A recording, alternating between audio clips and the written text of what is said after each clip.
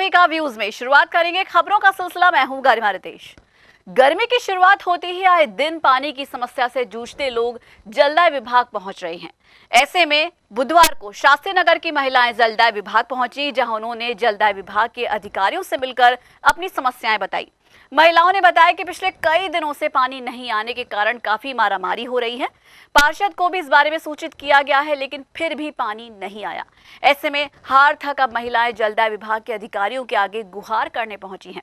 पानी काफी दिन आएगा, 8-10 महीना आएगा, पानी नहीं आ रहा। पानी बिना परेशान है रहे। कोई 2 बाल्टियां जे, कभी 1 बाल्टी जे, 2-4 बाल्टियां काम चले गए। और सर्विस वाला आदमी सब हम कहाँ बाल्टी लिया डोला। तो 6 महीना हम छुट्टियां आके पानी की परेशानी भुगते हुए। तो कहाँ से व्यवस्था कर रहे हो अभी पानी की? पता नहीं, ब्रह्मू करेगा, पार्षद करेगा, ये करेगा, कहाँ से करो चाहिए। तो पार्षद को कही आपने? कही थी। तो आज आप पहली बार आए हो जलदाय विभाग? हम तो जेंट्स लोग तो 4-5 बार आए, हम लेडीज आज ही आए हैं। अच्छा। वहीं वार्ड नंबर 25 के पार्षद लोचन यादव ने अपने समर्थकों के साथ पानी की समस्याओं को लेकर अब भूख हड़ताल शुरू कर दी है। मंगलवार को उन्होंने परशुराम सर्किल प्रदर्शन स्थल पर सद्बुद्धि यज्ञ किया। जलदाय विभाग और प्रशासन को सद्बुद्धि आए और उनकी समस्या का निदान हो, इलाके में पानी की व्यवस्था सुचारू हो और लोगों को पानी उपलब्ध हो। इस मांग को लेकर 1 मार्च को लोचन यादव शहर के परशुराम सर्किल पर धरना प्रदर्शन पर भी बैठे थे। उनका कहना है कि जब तक पानी की व्यवस्था नहीं होगी तब तक भूख हड़ताल जारी रहेगी। कल हम लोग सुबह हमारे जनता वार्ड वासियों के साथ कलेक्टर साहब को ज्ञापन देने गए। उन्होंने उस एप्लीकेशन को एससी साहब के नाम फॉरवर्ड किया। उसके बाद हम लोग एक्सचेंज ऑफिस गए।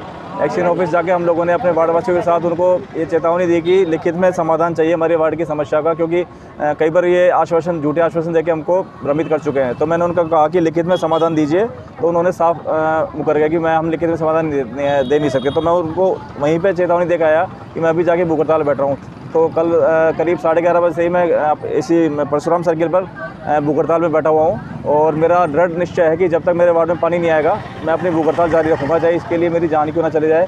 इसी कड़ी के तहत आज हम लोगों ने सद्बुद्धि यज्ञ किया है कि हे ईश्वर जलदाय विभाग को और अलवर प्रशासन को सद्बुद्धि दे कि वो अपने कर्तव्यों को समझ सके, अपनी जिम्मेदारी को समझ सके और अपने पूरे कर्तव्य मूड होकर अपने जिम्मेदारी को निभाते हुए अलवर की जितनी भी समस्याएं हैं, हमारे वार्ड की समस्याओं का दूर कर सके। इसके लिए हमने सद्बुद्धि यज्ञ किया है। आप भूख हड़ताल बैठे हैं, कितने अधिकारी आए? कोई अधिकारी आए? कल जलदाय विभाग के सारे अधिकारी आए थे, एडीएम सिटी भी आए थे, तहसीलदार साहब आए थे। तो मेरी जो मांगी थी मैंने उनको अपनी बहरोड कोर्ट में मोस्ट वांटेड पपला गुर्जर को थाने के लॉकअप से छुड़ाकर ले जाने वाले और सहयोग करने वाले साथियों को पेशी पर लाया गया। थानाधिकारी विनोद सांखला ने बताया कि 6 सितंबर 2019 को बहरोड थाने पर हमला कर बदमाश पपला गुर्जर को थाने के लॉकअप से फरार कराने और सहयोग करने वाले साथियों को पेशी पर लाया गया और मजिस्ट्रेट के सामने पेश किया गया। इस दौरान इनकी सुरक्षा में बहरोड की पुलिस और क्यूआरटी टीम सहित भारी पुलिस फोर्स तैनात रहा और जब तक ये लाए गए बदमाश न्यायालय परिसर में रहे तब तक कोर्ट में दरवाजे और परिसर में पुलिस के जवान ही दिखाई दिए। वहीं बाहरी लोगों को प्रवेश भी नहीं करने दिया गया। बहरोड नीमराणा स्थित ऑटोनियम कंपनी के कर्मचारी योगेंद्र प्रसाद योगी ने पेट्रोल डालकर आत्महत्या करने का प्रयास किया। कर्मचारी ने कंपनी के सामने मुख्य दरवाजे पर प्रबंधन से परेशान होकर अपने ऊपर पेट्रोल डालकर आत्महत्या करने की कोशिश की। साथियों ने जैसे तैसे उसको पकड़कर बचाया, लेकिन वो थोड़ी देर में बेहोश हो गया। बेहोशी की हालत में उसके साथियों ने उसे बहरोड के एक निजी अस्पताल में भर्ती कराया, जहां उसका इलाज चल रहा है। कंपनी के कर्मचारी ने बताया कि हम कई सालों से इस कंपनी में काम कर रहे हैं। कंपनी पिछले 2 साल से कंपनी प्रबंधन की ओर से हमें परेशान कर रही है। हमारे ऊपर नए केसेस लगा दिए जाते हैं। ऑटोनियम कंपनी में हम काफ़ी सालों से काम कर रहे हैं और 2 साल से ये जो मैनेजमेंट है ये हम पर काफ़ी टॉर्चर कर रहा है। आए दिन कुछ ना कुछ नए केस लगाता है। हमारे अध्यक्ष साहब ने उनको 1 साल से बाहर कर रखा है, उसका ट्रांसफ़र कर रखा है आंध्र प्रदेश। तो कभी उपाध्यक्ष के पास, कभी किसी के पास, हर दिन नए टॉर्चर करता रहता है। कभी किसी को गेट पे रोक देता है तो कभी किसी का एग्रीमेंट बोनस के लिए टॉर्चर करता है। इसीलिए हमारे उपाध्यक्ष परेशान होकर सुबह सैटरडे को उसको गेट पे रोका गया।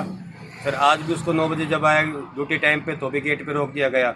इसी वजह से वो परेशान होकर के उसने एक ऐसा कदम उठाया जो आज उसके लिए जिंदगी मौत का खतरा बना हुआ है। इस कारण कोरोना महामारी की रोकथाम और उसके बचाव के लिए राज्य सरकार की गाइडलाइन के मुताबिक वैक्सीनेशन का काम तेजी से चल रहा है। 1 मार्च से वरिष्ठ नागरिकों के लिए शुरू हुआ यह अभियान अब रंग लाने लगा है। पहले दिन शहर की जगन्नाथ डिस्पेंसरी पर 70 बुजुर्गों का वैक्सीनेशन हुआ। वहीं मंगलवार को काफी संख्या में दिन भर बुजुर्गों का आना जाना लगा रहा। चिकित्सा विभाग से जुड़े कोऑर्डिनेटर भरत सिंह ने माध्यम टीवी को बताया कि बहुत बेहतरीन तरीके से सरकार की गाइडलाइन के अनुसार 60 साल से ज्यादा के लोगों का वैक्सीनेशन का काम चल रहा है। किसी भी तरह की परेशानी से जूझने के लिए तमाम व्यवस्थाएं मौजूद हैं। लोगों में जागरूकता के लिए पार्षदों को भी इस मुहिम में शामिल किया गया है ताकि पार्षदों के माध्यम से लोगों तक वैक्सीनेशन की सूचना पहुंचे और लोग ज्यादा से ज्यादा संख्या में वैक्सीनेशन लगवाएं। जो भी 60 साल से ऊपर जितने भी लोग आ रहे हैं 60 साल से ऊपर, उन सबको पहले रजिस्ट्रेशन कराना पड़ेगा। अपना आधार कार्ड लेके आएंगे वो लोग। हम ऑनलाइन ऑन द स्पॉट उनका रजिस्ट्रेशन कर रहे हैं। रजिस्ट्रेशन करने के बाद उनका वैक्सीन लग रही है। वैक्सीन लगने के बाद आधा घंटा उनको ऑब्जर्वेशन रखा जा रहा है और A5 किट वगैरह सब कुछ हमारे पास है। और किसी को कुछ भी होता है तो एम्बुलेंस बाहर खड़ी है, एम्बुलेंस की व्यवस्था है। बहुत बढ़िया। लगभग कितनी वैक्सीनेशन की जा चुकी है और क्या मतलब एक दिन में कितना टारगेट लेकर चल रहे हैं लगभग? सर हमारे यहाँ पर 100 से 150 का टारगेट रहता है एक दिन में। जैसे कल हमारा 70 का वैक्सीनेशन हुआ था, फर्स्ट डे था, अवेयरनेस की कमी थी। तो आज के हम लोगों ने पार्षदों को बुलाया है और जो जितनी भी आशा सहयोगी है वार्ड वाइज सबको बुलाया है। उनको एक मैसेज कन्वे कर रहे हैं फील्ड में, जिससे वो मतलब प्रचार प्रसार करें, लोगों में जागरूकता लाएं तो अधिक से अधिक लोग आए। ठीक है। किसी प्रकार की कोई परेशानी या कोई इस तरीके की कोई सूचना आई हो? नहीं सर, अभी तक कोई ऐसा कोई रिपोर्ट नहीं हुआ। कुछ उपभोक्ता भंडार जयपुर के महाप्रबंधक की जांच टीम पहुंची राजीव गांधी सामान्य चिकित्सालय के उपभोक्ता भंडार। वहीं जांच के दौरान उन्होंने कालाकुआं सैटेलाइट हॉस्पिटल में स्थित उपभोक्ता भंडार की दुकान को भी जांचा, जहां मिली खामियां। उपभोक्ता भंडार की टीम ने जांच के दौरान मिली अनियमितता और फिजिकल वेरिफिकेशन के अलावा राजस्थान सरकार की ओर से जारी कंप्यूटर में दर्ज सॉफ्टवेयर से भी तमाम जानकारियां हासिल की। संभागीय आयुक्त डॉक्टर समित शर्मा की वीसी में जांच दल में आए लोकेंद्र सिंह देंगे उपभोक्ता भंडार से जुड़ी अनियमितताओं को लेकर तमाम जानकारी, कार्रवाई होना सुनिश्चित। अभी इसका स्टॉक वेरिफिकेशन का हम लोग जांच कर रहे हैं, हमारी टीम है। और अब जैसे ही इसका थोड़ा एक सॉफ्टवेयर का और है, सॉफ्टवेयर की डिटेल्स मालूम करने के बाद में इसका फाइनली हो जाएगा। तो अभी ऑलमोस्ट हमने ये फिजिकल और इसमें सॉफ्टवेयर में जो एंट्री है उसके अकॉर्डिंग अभी जांच की है। उनके फिगर्स को अभी हम हमारे ऑफिस के स्टॉक से मिलान करके और फिर उसके बाद फाइनली इस रिपोर्ट के आधार पर जो भी होगा एक्शन। किस तरह की सूचनाएं मिली थी आपको कि क्या हो रहा, क्या इस दुकान नहीं वो हमारा गया था, दुकान को सील किया गया था, उसके बारे में बताइए। नहीं, वो दुकान को इसलिए सील किया गया था क्योंकि उस दिन ये फार्मासिस्ट अवेलेबल नहीं था और हम लोग हमारे जांच करने के लिए हमारी टीम आई थी। डीआर साहब ने निर्देशित किया हुआ था, तो 2 लोग हमारे इंस्पेक्टर थे, प्रशासक साहब थे और मैं था। लेकिन उस दिन ये हमने मेडिकल लीव पे थे और ये अवेलेबल नहीं थे, इसलिए हमने इनकी उपस्थिति में करना ज़्यादा उचित समझा, इसलिए इनकी आज उपस्थिति में इसको ओपन किया है। और अभी इसको पुनः फिर सील किया जा रहा है क्योंकि अभी हमारा और डाटा हमें लेना बाकी है, क्योंकि सॉफ्टवेयर का डाटा हमें भी लेना बाकी है। वो लेकर के फिर हम हमारी फाइनल रिपोर्ट सबमिट। किस संदर्भ में जांच हो रही है, बस सिर्फ ये बताएं। ये दवाइयों के स्टॉक से रिलेटेड जांच हो रही है कि दवाइयों का स्टॉक कितना है, क्या है, कार्यालय रिकॉर्ड के अनुसार है या नहीं है, एक्स्ट्रा है, कम है। शिकायत क्या है? शिकायत कुछ नहीं, हमारी जनरल रूटीन ये हमारी सभी मेडिकल शॉप्स की हम लोग जांच कर रहे हैं। इस रूटीन में सील थोड़ी करते हैं। रूटीन की कार्रवाई में कोई ना कोई शिकायत होती है तभी सील किया जाता है। शिकायतें इनके नाम से स्टॉक अनियमितताएं की शिकायतें प्राप्त हुई हैं। संबंधित फार्मासिस्ट के खिलाफ कोई शिकायत नहीं आपके पास आज की तारीख में? कौन सी? संबंधित फार्मासिस्ट के खिलाफ कोई स्टॉक से रिलेटेड मैं अभी फिलहाल स्टॉक से, मैं शिकायतें काफ़ी हैं, मैं फिलहाल स्टॉक की बात कर रहा हूँ। तो वो उन शिकायतों पर कार्रवाई हो रही है ना? हाँ, वो तो चल रहा है, वो एक अलग प्रोसीजर है, उसमें वो अलग चल रहा है, उस पर कार्रवाई अलग चल रही है। और इसी के साथ ही व्यूज में वक्त हो चला एक छोटे से ब्रेक का, लेकिन आप कहीं मत जाइए, देखते रहिए माध्यम। एक बार फिर से स्वागत है आप सभी का व्यूज में और अब फिर से रुक करेंगे कुछ और खबरों का। अलवर के नेमीचंद मार्केट में मंगलवार सुबह दिनेश जनरल स्टोर में आग लग गई। आग से करीब 4 लाख रुपए का सामान जलकर राख हो गया। दुकानदार दिनेश कुमार अग्रवाल ने मीडिया को बताया कि वो सुबह करीब 6 बजे दुकान पर आया था। कुछ देर बाद दुकान बंद कर वापस चला गया। सुबह करीब 10 बजे फोन आया कि दुकान में आग लग गई है। आग की सूचना मिलते ही तुरंत फायर ब्रिगेड को फोन किया। जब तक फायर ब्रिगेड मौके पर पहुंची तब तक दुकान का सारा सामान जलकर राख हो चुका था। जी सुबह मैंने 7 बजे दुकान खोली, उसके बाद मैं यहाँ से करीब 10:10 पे चला गया। 5 मिनट मतलब मंडी पहुँचा हूँ तो मेरे को फ़ोन आ गया कि भाई ऐसे ऐसे धुआं उठी दुकान से। मैं तब आया तो देखा तो बहुत दूर की आग लग रही थी। लाइट के शॉर्ट सर्किट जो है क्या है ये कोई पता नहीं। करीब 4-4.5 लाख का नुकसान है। डीप फ्रिज भी था इसमें, कूलर था, पंखे थे, काउंटर थे, सारे खाने पीने के सामान थी। हाँ, फायर ब्रिगेड आई है, वो थोड़ी लेट होगी हुआ। प्राच्य ज्ञान विज्ञान प्रचार प्रसार समिति की ओर से मंगलवार सुबह कुशमार्ग स्थित महावर धर्मशाला में हृदयनाथ महाराज का जन्मदिन प्रकाशोत्सव और फागोत्सव कर मनाया गया। आयोजन समिति के अध्यक्ष राजेंद्र प्रसाद गुप्ता ने माध्यम टीवी को बताया कि महोत्सव के अंतर्गत हृदयनाथ महाराज के प्रवचन हुए और भजन कीर्तन किए गए। साथ ही प्रेमियों ने फूलों से होली खेलकर फागोत्सव पर्व मनाया। आज 2 मार्च हमारे गुरुजी श्री श्री 108 श्री हृदयनाथ जी महाराज जो हमारे गुरुजी हैं, उनका आज जन्मदिन है।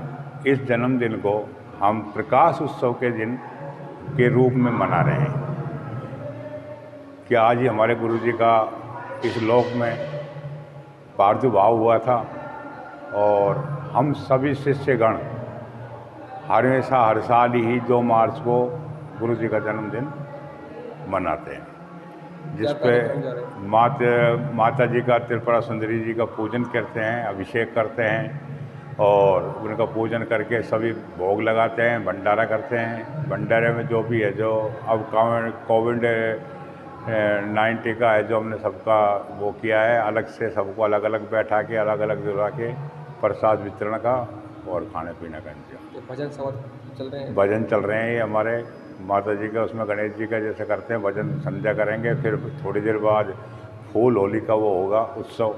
मंगलवार को नशा मुक्त समाज गुटखा मुक्त अलवर अभियान के तहत मंडी मोड़ स्थित चौराहे से शुरुआत की गई। मनन सेवा संस्थान और आनंदम डे कार्यक्रम के नशा मुक्त अभियान का 3 दिवसीय कार्यक्रम शुरू किया गया। आज की शुरुआत मंडी बोर्ड से की गई। आमजन को समझाकर दुकानों पर जाकर नशे के खिलाफ बताया गया और अश्विनी जावली ने सभी से आग्रह किया कि हम गुटखा ना खाएं और ना ही शराब का सेवन करें। मंगलवार को अखिल भारतीय गुर्जर महासभा द्वारा कंकाचल, आदिबद्री और प्रदेश में खनन के विरुद्ध जिला प्रशासन को ज्ञापन सौंपा गया। इस दौरान बड़ी संख्या में अखिल भारतीय गुर्जर महासभा से जुड़े हुए कार्यकर्ता और पदाधिकारी जिला मुख्यालय पहुंचे, जहां उन्होंने जिला कलेक्टर को ज्ञापन सौंपकर प्रदेश में हो रहे अवैध खनन के खिलाफ आवाज उठाई।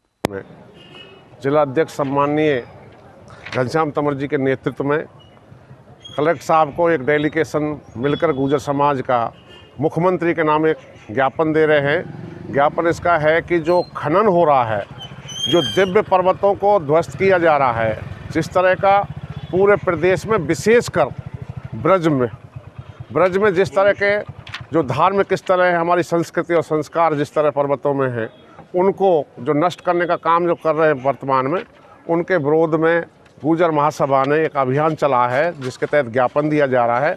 अवैध खनन को तुरंत रोका जाए, खनन को रोका जाए। यदि रोका नहीं गया तो बड़ा आंदोलन करने जा रही है अखिल भारतीय गुर्जर महासभा। ये है जो ज्ञापन है, प्रदेश के आह्वान पर दिया जा रहा है। पूरे प्रदेश में सभी जिलों हेडक्वार्टर पर और उपखंड खंड पर ये ज्ञापन दिया जा रहा है। क्या नाम है आपका?